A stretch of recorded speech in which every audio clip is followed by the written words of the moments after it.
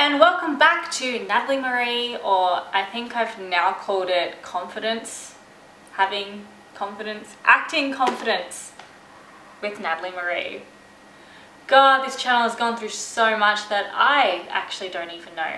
But what I do know is 25 things that I have learned in 25 years. The reason why I'm doing this video is because, yes, I have turned 25. God, I had so many issues with this age, just because the fact that I'm getting older, and I hate getting older because I feel like I'm running out of time. But that was my old mentality. I thought I'd look at some positives, things that I've actually learned in these 25 years and really kind of reflect on them, because, you know, a good reflection every year, it just helps you out. That's all I'm trying to say. And what we also have learned in 25 years is that Natalie's words don't come out the way she thinks them. So there's a thought pattern, it just doesn't quite reach the mouth. But can anyone else relate? Okay, so my first one is do what makes you happy. Now, I thought this was a big one. It's literally the first thing that came to my head. Do what makes you happy. I think in the past couple of weeks, there have been people in my life, family, friends, who, it's not even strangers, that's the thing. The sad fact is, usually it's not strangers or external people that actually get you triggered. It is family and friends. Anyway, I just felt like I used to be a person who used to always put myself aside, do something that makes the other person happy when that would probably negate towards me or be a negative thing towards me. And I used to do that because I used to be a people pleaser. If you do what makes you happy in the first place, you're not going to waste your time. I wasted my time.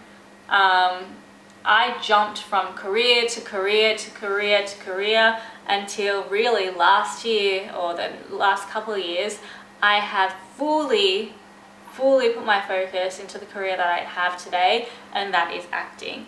And if I did that a few years back and just didn't listen to the outside world, I would have been a lot more happier during those years. Yes, it is hard, and I've said that 1,000 times before.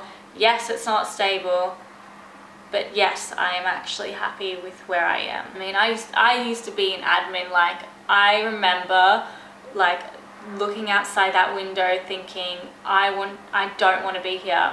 I used to come to work every day, don't want to be here. One, that's wasting the business's time because you don't put in the real work for them, because you just can't be stuffed. And two,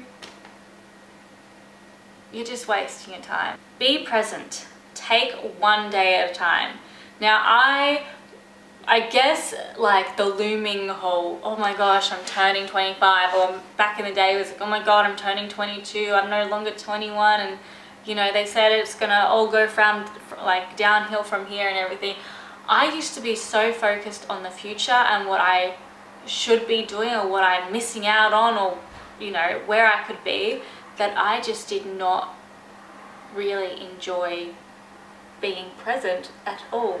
Actually, I think it was when I went to AMDA and I realized that I had to take it a day at a time, because I wanted to soak up all this information that my acting teachers were giving me and everything that I could put my hands on, and like use the time that I had in every hour to then progress me further and get better in what I do. Now I use the whole be present with just the people I'm around. So when I'm being with someone, or being with friends, or being with family, I'm present, I am with them, I am less on my phone. My phone's usually in another room, or it is on do not disturb, because I want to take as much valuable time as I can with these people. I think it's a good idea not to think of where you can be, and just think of where you are now. And if you don't like where you are now, then change that. Again, AMDA was probably the best experience. Living abroad was the best experience. It was really hard. Now, I used to be like, nah, it's not going to be hard because I've lived on my own before, blah, blah, blah. No, it was really hard. I lived abroad for like 8 months, and then I had a break. I came back for a week, I think. I had a little vacation back in Australia, and once I saw my family, I missed them a hell of a lot. So when I went back to New York, I still missed them. So it was weird because the whole 8 months, yeah, I did miss them, don't get me wrong, but I didn't really feel it as much as when I came back. But living abroad was amazing. It made me grow up so much, in a good way, and made me have all these life experiences that I wouldn't have had living at home. And just day-to-day business, it's only you and yourself, and you can only depend on yourself, and it's great. And just even being in a different place, a different city, knowing different people, oh my gosh, I made so many good friends, and till this day I keep in contact with them, and I'm just very, very blessed about that whole experience. I am so glad I did that. I did have a choice. I could have gone to Europe for 2 years working holiday, or I could have done AMDA, but I guess I can tell you about that in another video because that is a bit of a story. Number 4, take more risks, don't play it safe. Because I find when I've taken a risk, even if it didn't go well, I learned a lot more than if I didn't do anything. But sometimes when you take a risk and it does go well, then man, you have just leveled up, man. You just leveled up. Fairy bread is not just for children. So every year for my birthday, I have fairy bread. Last year I didn't because I wasn't here for my birthday. Sad. And I think the year before that I wasn't here for my birthday either. No, I wasn't. I was in America for both my birthdays. So 2 years in a row I haven't been here for my birthday. And it's the one thing I probably miss, the one little tradition. And if you guys don't know what fairy bread is, literally it is Wonder white bread, or like any white bread. It has to be white bread, sorry, but for this one it just has to be. And it's margarine or butter preferred, and then hundreds of thousands, or maybe you guys call them sprinkles. And I'll just put like a photo up of it here. And you guys might be like, well, this is weird, like what is this? It is the most delectable thing in the world when you're a child, and it does not change when you are 25. This might be a little contradictory because basically that was not very healthy for you, but when you treat your body right, it will treat you right. I have gone through a few phases in my life where I didn't treat my body right, and my body showed that, whether it had been weight gain or whether I had gotten a syndrome, or whether I got some health defect or something of the sort. But I've learnt that whenever I do treat my body right, giving it the food that it needs, exercising, it just shows. My body does me so many favors. It is more stronger. I have more energy. I'm able to do more things that I couldn't have done possibly before. And you know, I physically look better, and I just feel better. I feel a lot better when I do fuel my body the right way. It is okay to trust the right people. Because of the past relationships that I've had, I became someone who was a lot more cynical, a lot more untrusting of people, friends, other guys and stuff. But it's okay to open up to those people that are good, and just even friends, like it's okay to open up to them too. Like, they're not just gonna push you aside like some other people did. And that was a big one for me, to be able to like say, you know, there are some people that you can trust. Like, be cautious about it still, sure, but give them the benefit of the doubt. Like, what's that thing, not guilty until tried or something, or I can't remember. I'm not very good with that stuff. Which also goes into number 8. Vulnerability is a massively powerful thing, not only for my career, as I have said in other videos before, what makes a good actor, I believe vulnerability, to be able to show your heart on your sleeve, to be able to convey and express your emotions and how you're feeling. But also just with other people, you just get a lot more out of your connection and relationships if you're more vulnerable, if you're willing to be more vulnerable. Being open to someone is a lot more valuable. Still is an excuse. Don't put your energy into it. I don't know, have you ever met a guy and they potentially could be so great and you think, oh, I'm going to invest my time and money into them, and because I know that potentially they can do so well if given the right opportunities. Don't do it. Trust me. If they're going to do it, they're going to do it. Oh, here we go. 10. If you don't like that book or that TV series or that movie, you can like close the book, put it away, stop watching that TV series or that movie. It is okay. It won't be the end of the world. I think honestly, it's all about time and how much time you have during the day. And I don't have much. I really do keep myself busy, and when I do have the luxury to have some R&R, then I really am scrupulous on which things I'm going to be doing during that time. Time is invaluable. I reckon people have to be more grateful for it. How much time they have in a day, 24 hours, what are you going to do with it? Okay, so if you are lazy and you don't want to do anything with your life and that makes you happy, then go on and do it. But if you're wanting to be a CEO of a company and then you're lazy, then you're not going to become the CEO of the company. You're just not going to do that. Do not compare yourself to anyone.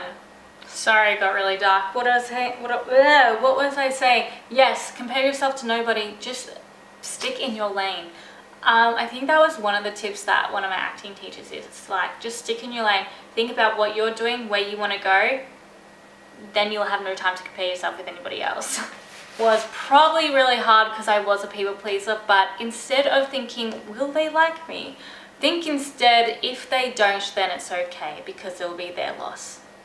Like, you're the only you that there is, and just be proud of that. Like, don't worry about what other people think, because if they don't like what they see, they can find someone else. Someone else will like you. Someone else will appreciate you.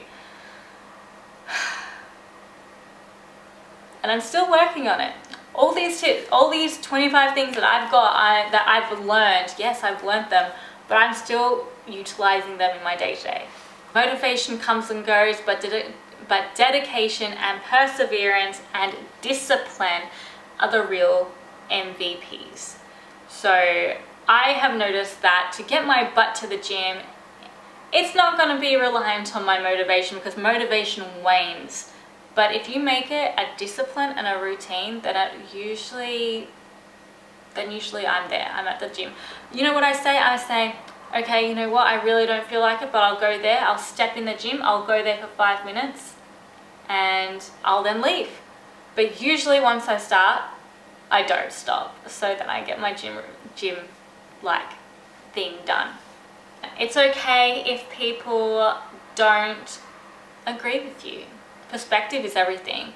I kind of like now getting into conversations and debates with people that I know won't agree with me, because it's really cool to see their perspective. And sometimes when you see other people's perspective, you kind of grab things that you like and put it into your own. And quit holding on to people that don't matter, or holding on in general. Like, if they want to be in your life, they will be in your life. I've realized, stop holding on to people, because the people that really want to stay in your life will stay in your life, and it won't be that hard. Number 17, which I'm still trying to figure out, but no matter how busy you are, make sure you make time for yourself and self-care. I remember being in AMDA, it was like literally you're like with your classmates 24/7. And even though I love them, being around so many people for that many hours really drains me. Honestly, it does. And so I had to find little pockets of time just for me. And those are the things that kept me sane, and those are the things that kept me nice, and I wasn't a bitch.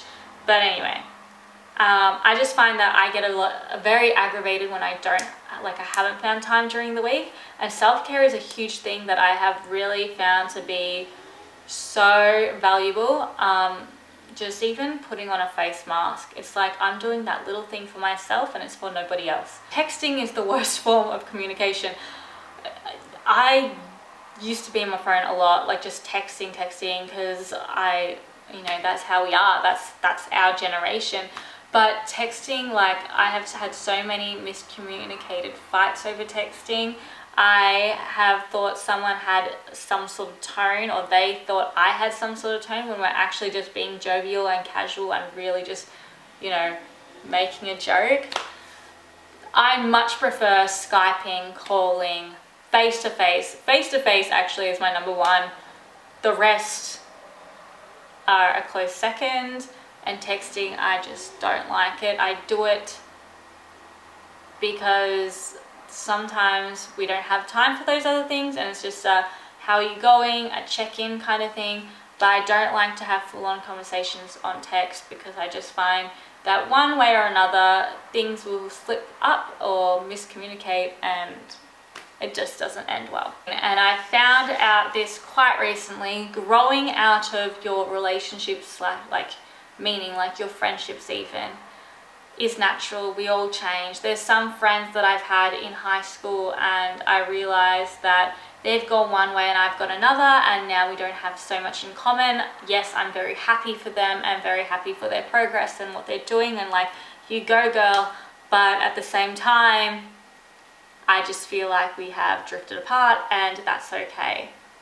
That's, one door closes, another door opens. I don't know if that's very harsh of me to say, but that's how I feel. I just feel like there's some relationships that stand the length of time or test of time or whatever, and there's some that just don't. But it's not the end of the world. Everyone has their life and they're leading it the way they want to. 20. Beer will never taste good no matter how many times you try it and make yourself think that you like it. No, it just makes you feel bloated, Natalie. So if you're gonna try it again in the future, do not.